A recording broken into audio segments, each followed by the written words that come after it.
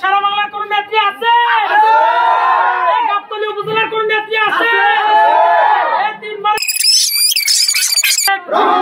রহমান কাজী রফিকের ভয় নাই, রাজপথ ছাড়ি নাই, দূরে যা।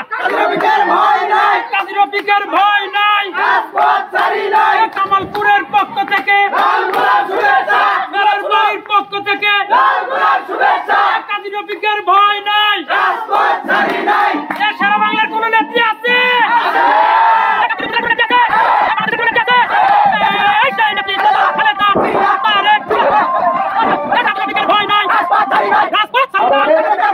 কামালপুরের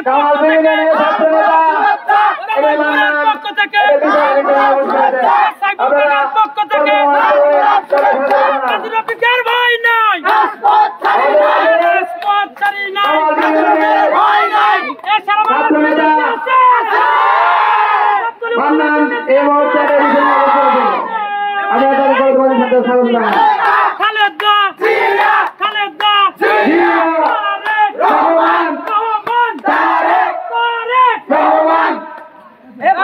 বিএনপি কামালপুর ইউনিয়ন শাখার আজকের এই পথসভায় উপস্থিত আছেন, সভাপতিত্ব করছেন সারিয়াকান্দি উপজেলা বিএনপির সাবেক আহ্বায়ক আবুল কাসেম হিরু। আজকের এই পথসভায় প্রধান অতিথি হিসেবে উপস্থিত আছেন নির্বাহী কমিটির অন্যতম সদস্য ও বগুড়া জেলা বিএনপির সম্মানিত উপদেষ্টা, সারিয়াকান্দি সোনাতলার মাটি ও মানুষের জননন্দিত নেতা, সারিয়াকান্দি সোনাতলার সাবেক সংসদ সদস্য জনাব আলহাজ কাজী রফিকুল ইসলাম। এছাড়াও বিশেষ অতিথি হিসেবে উপস্থিত আছেন বগুড়া জেলা বিএনপির সাবেক সভাপতি জনাব আলহাজ কাজী ইরফানুর রহমান রিন্টু ভাই।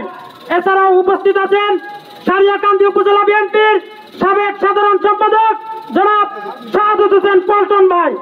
এছাড়াও আমাদের মাঝে আরো উপস্থিত আছেন সারিয়াকান্দি উপজেলা ছাত্র দলের সাবেক সোনালী ফসল, সারিয়াকান্দি উপজেলা ছাত্র দলের সাবেক সফল সাধারণ সম্পাদক, বর্তমান উপজেলা যুব দলের 1 নং যুগ্ম আহ্বায়ক জনাব এম রুবেল আলম ভাই।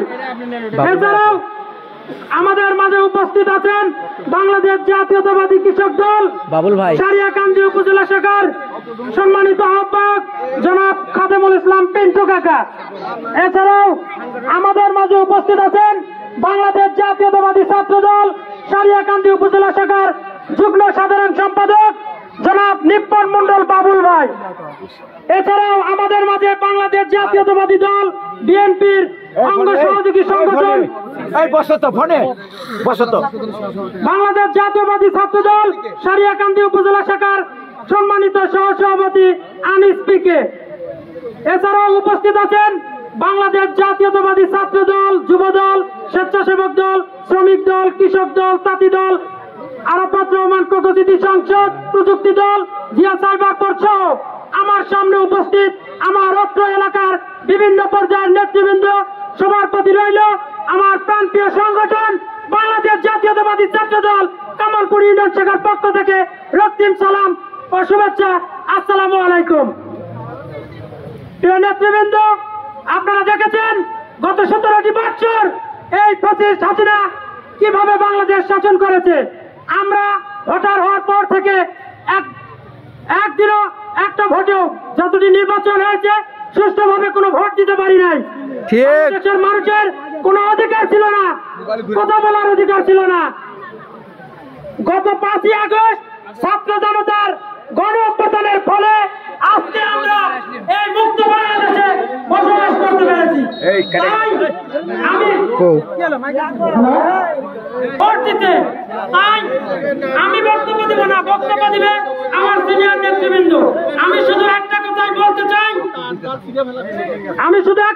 বলতে চাই, সামনে যে নির্বাচন আসছে 2026 সালের এপ্রিল কিংবা মের প্রথম দিকে নির্বাচন হবে।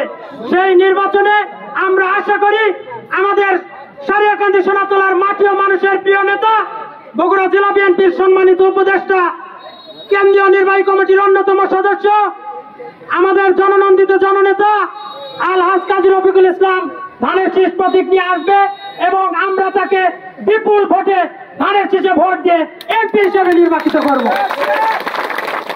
প্রিয় নেতৃবৃন্দ, এই বলে আমি আমার সংক্ষিপ্ত বক্তব্য এখানেই শেষ করছি এবং আমাদের বিএনপি চেয়ারপারসন দেশনেত্রী বেগম খালেদা জিয়া এবং আমাদের আগামী রাষ্ট্রনায়ক তারুণ্যের অহংকার জনাব তারেক রহমানের জন্য দোয়া চেয়ে আমাদের সারিয়াকান্দি সোনাতলার মাটি ও মানুষের প্রিয় নেতা বগুড়া জেলা বিএনপির উপদেষ্টা এবং কেন্দ্রীয় কমিটির অন্যতম সদস্য তার জন্য দোয়া চেয়ে আমি আমার সংক্ষিপ্ত বক্তব্য এখানেই শেষ করছি।